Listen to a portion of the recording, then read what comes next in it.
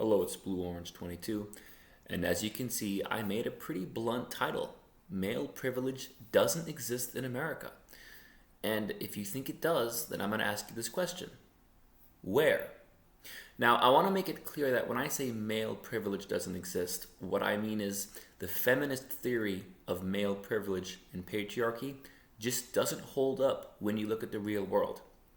I'm not saying that misogyny doesn't exist, and I'm not saying that women don't have any disadvantages, but what I am saying is when you look at the whole, you don't see male privilege. Boys are behind in education. Boys get lower grades for the same work. Boys are less likely to graduate high school. Men are less likely to go to college, and yet men have less scholarships available. Men are more likely to be unemployed, and men are more likely to be homeless. But there's less programs to help men. There's less social welfare programs for men. It's more difficult for men to access homeless shelters. And we've seen, if you see my video on Biden's restaurant relief bill, there are still laws that discriminate against men in business. Men have a more difficult time qualifying for an SBA small business loan, and there's an attitude that not hiring men in favor of women is somehow achieving equality. So there are studies that show that women are more likely to get callbacks than men with equal qualifications.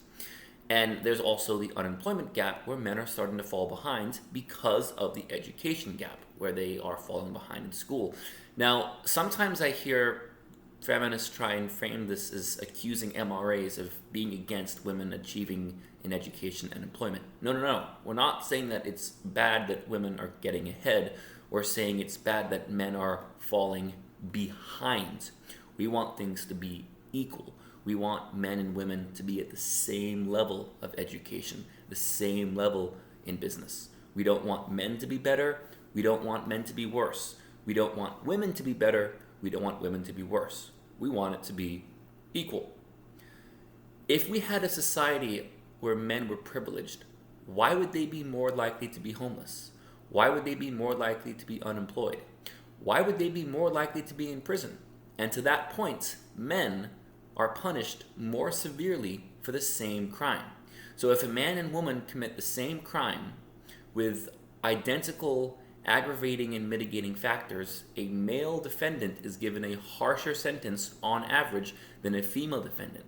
And the gender disparity in how suspects and defendants are convicted in court and sentenced in court is actually more severe. It's more significant. It's bigger than the racial disparity, which 100% does exist. There's no question about it. Statistically, a black person is given a more harsh sentence in court for the same crime than a white person. But the difference between a male defendant, his sentence, and a female defendant, her sentence, is even bigger than the racial gap between black and white. Men die younger, but there's less research, there's less federal research funding for men's health on a per capita, per death basis. I've touched before on how prostate cancer isn't covered under Obamacare, the ACA.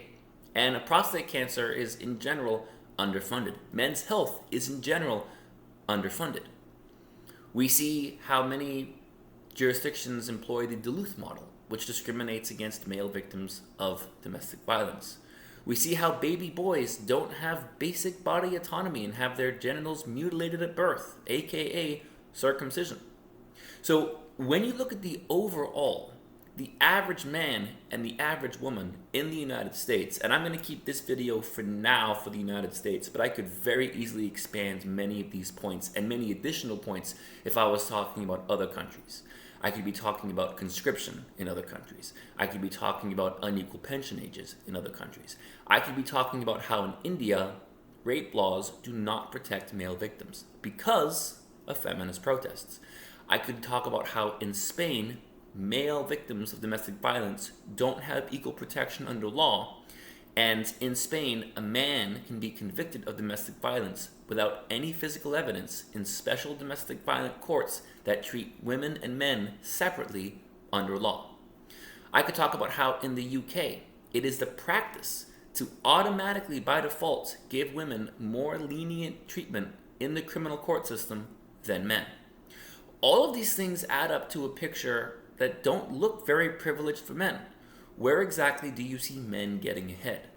The common answer that I get is that most billionaires and most politicians are men. Every single president we've ever had are men. Male athletes make more than female athletes.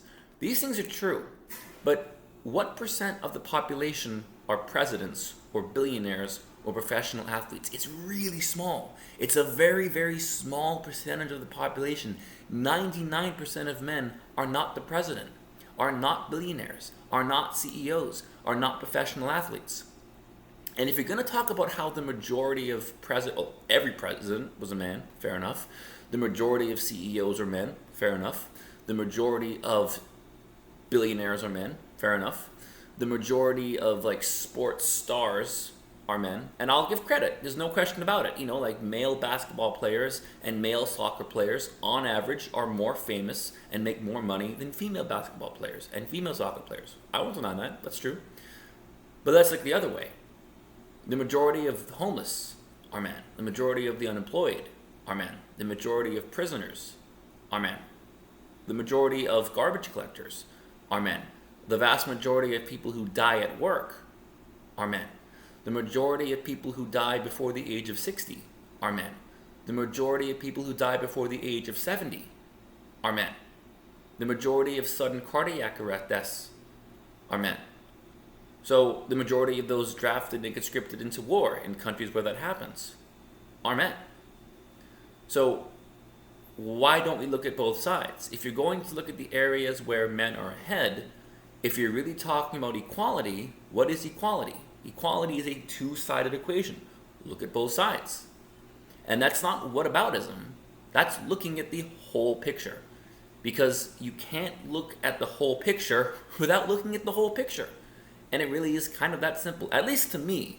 I think that you really can't judge which gender is privileged without looking at the best and the worst and everything in between. And when you do that, in my opinion, you do not see male privilege in the United States. And I would contend that overall, men are not privileged in the United States. And that being a man is a disadvantage socioeconomically when you look at the statistics of education, of employment, of social welfare in the United States.